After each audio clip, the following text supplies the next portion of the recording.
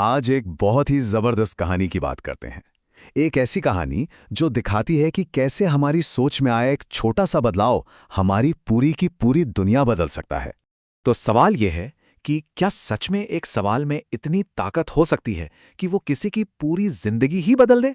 सुनने में थोड़ा अजीब लगता है ना, पर हमारी आज की कहानी इसी सवाल के इर्द गिर्द घूमती है। तो कहानी शुरू होती है एक रेलवे स्टेशन पर। वहां एक भिखारी था।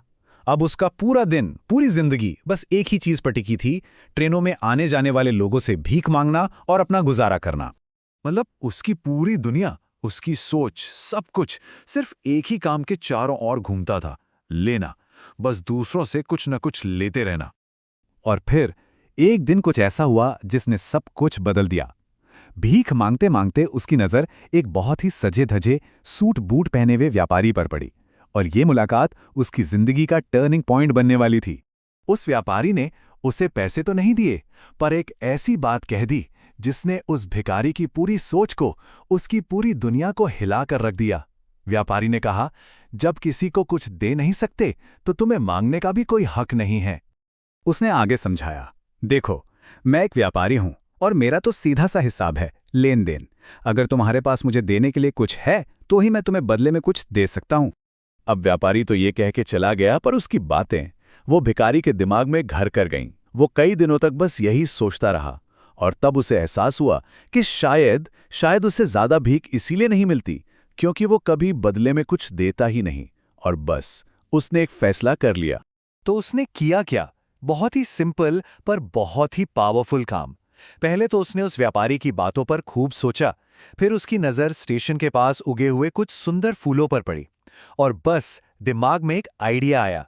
उसने तय किया कि आज से जो भी उसे भीख देगा वो उसे बदले में कुछ फूल देगा। और जानते हैं क्या हुआ? इस एक छोटे से बदलाव का जो असर हुआ वो कमाल का था। लोग अब उसे ज्यादा पैसे देने लगे थे। सोचिए, वो फूल पाकर कितने खुश होते होंगे, और खुशी खुशी उसे पहले से कई ज्यादा पैसे मिल रहे थे। कहानी में थोड़ा आगे बढ़ते हैं। कुछ वक्त बीत गया और एक दिन इत्तेफाक देखिए, उसी ट्रेन में उसकी मुलाकात फिर से उसी व्यापारी से हो गई। लेकिन इस बार सब कुछ बिल्कुल अलग था। इस बार जब उसने व्यापारी को फूल दिए तो व्यापारी के चेहरे पर एक बड़ी सी मुस्कान आ गई, और उसने एक ऐसी बात कही जिसने उस भिखारी की पहचान को हमेशा हमेशा के लिए बदल दिया।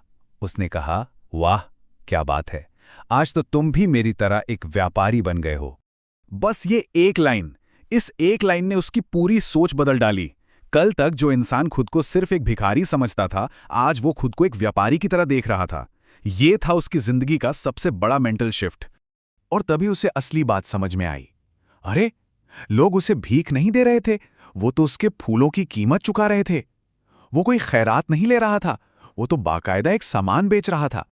और बस इस एक एहसास ने सब बदल दिया।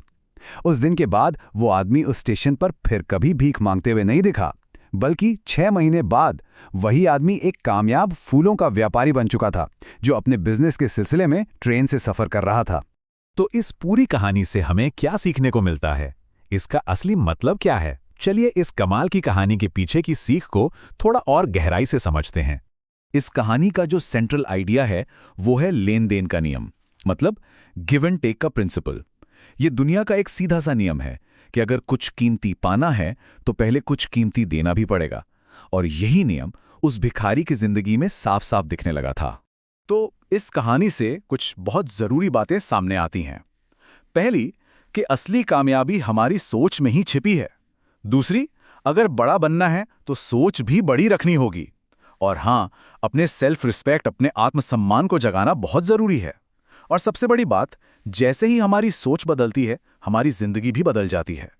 और आखिर में इस कहानी का जो सबसे बड़ा सच है वो ये है कि हम वो नहीं होते जो हम करते हैं, हम वो होते हैं जो हम मानते हैं कि हम हैं। जब तक वो खुद को भिखारी मानता रहा, वो भिखारी था।